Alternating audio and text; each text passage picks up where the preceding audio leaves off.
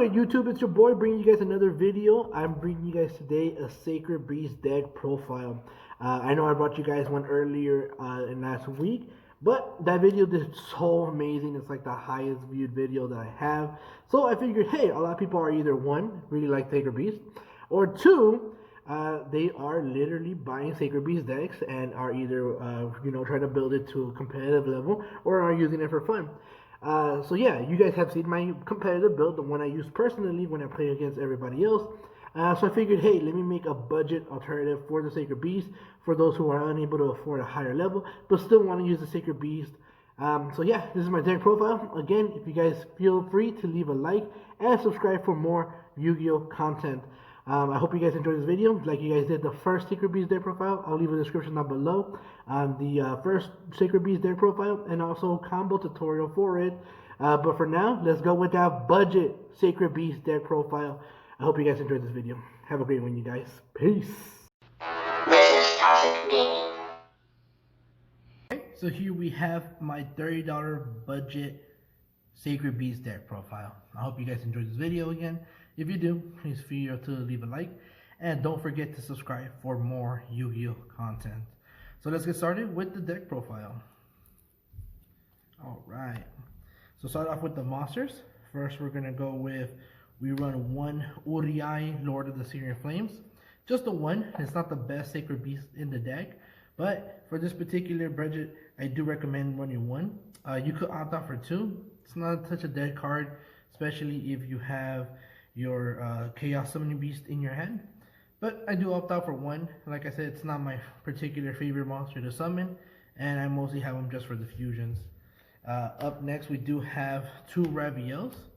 Raviel is your OP beat monster. Not only does he get you a pretty decent amount of 4,000 attack, but also you have a token every time your opponent summons a monster, so that does work out for your best interest. Up next, we have Double Hamon. We do run, this is the best, I would say, best Sacred Beast in the deck profile, because he does have the spell card Cerulean Skyfire, which does protect, which does negate, and on top of that, you could also protect your monsters if you have them in defense mode. So I do run two of those. Up next, we have one of the most important cards in our deck, Dark Beckoning Beast. We do run three of these. It's a must to run the three. This is your Searcher, your Stratos. This is the one that gets your deck up and running. So running three helps out a lot. Up next, we do run triple Chaos Summoning Beast. Very important for the combo. This is what you run after. This is what you'll summon after you summon your Dark Beckoning Beast. Also really good if you just have a Chaos Sacred monster in your hand and also him. You pretty much just tribute him and then go for your one of your Sacred Beasts. So it works out really good. Really strong card. Can't go wrong with three. It's a must on the deck. For this particular build, I do run three Dark Summoning Beasts. In my personal build, where I'm able to utilize different combos, I only run two. But for this particular build, I would recommend three. Now it's really good, and you do want to see it as soon as possible. And I would say three would be the best one to opt out for this particular deck.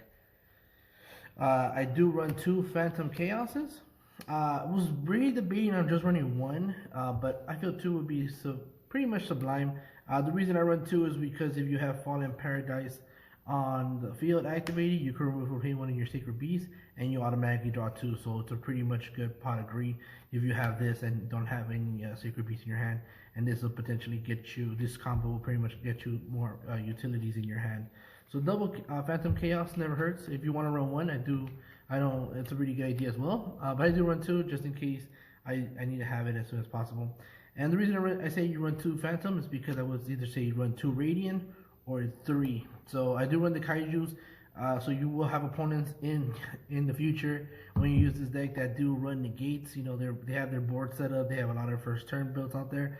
So pretty much a Kaiju over their monster helps out so much. So you have Radar's Dark Dragoon, Kaiju. So hey, I'm telling you, Kaijus help out a lot, and these comes with a Kaiju, so you can't go wrong with that. I would say run either two or three and remove one of the Phantom Chaoses. So it's really up to you guys on what you prefer.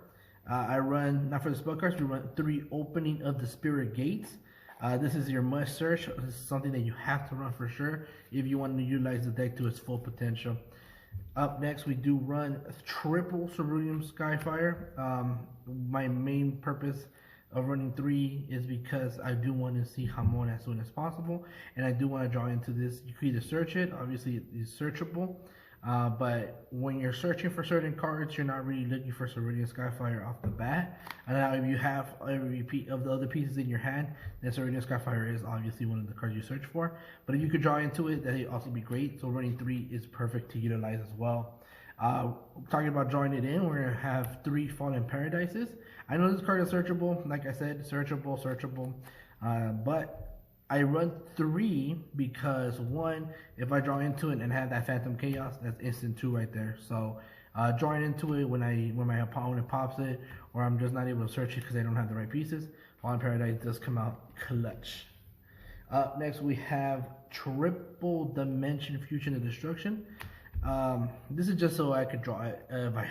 I can, like I said, searchable as well, but the reason I have just 3, and I know it's 3 kind of like excessive, but I do run 3 because if I do remove it from play because of my Pot of Desires, I still have an extra card in my hand, and if I see this first turn or second turn and I have just 1 Sacred Beast in the right cards in my hand, I can go Fusion first turn, so that does help out a lot. So having 3, utilizing it and being able to summon my my Fusion, perfect. So I do recommend 3, even though you're really just gonna use 1.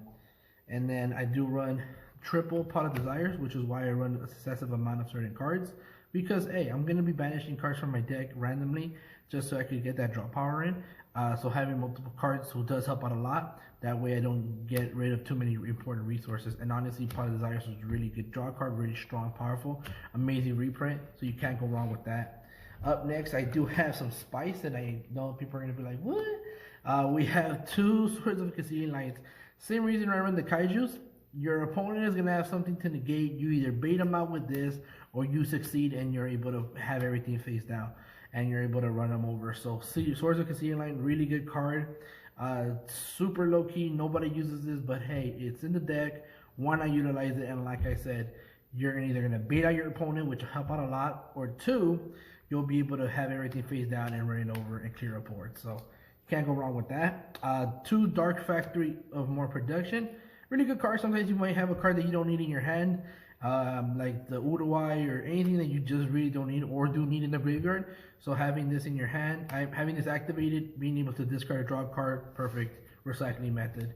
And this deck does, the draw power it can get, so that's pretty powerful. And the last and one of the most important cards in the deck, 3 Awakening of the Sacred Beast.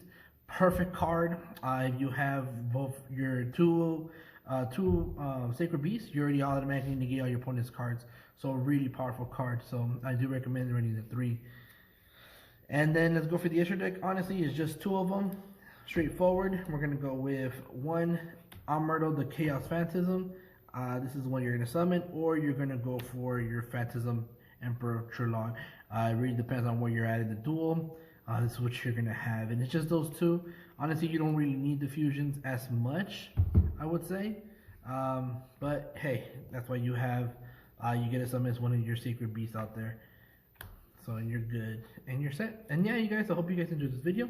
If you do, don't forget to leave a like and don't forget to subscribe. And this is my alternative budget.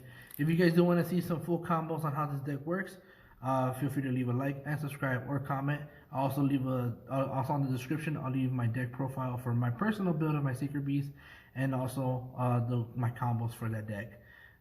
Yeah, thank you so much. You guys have yourself a wonderful day. Peace.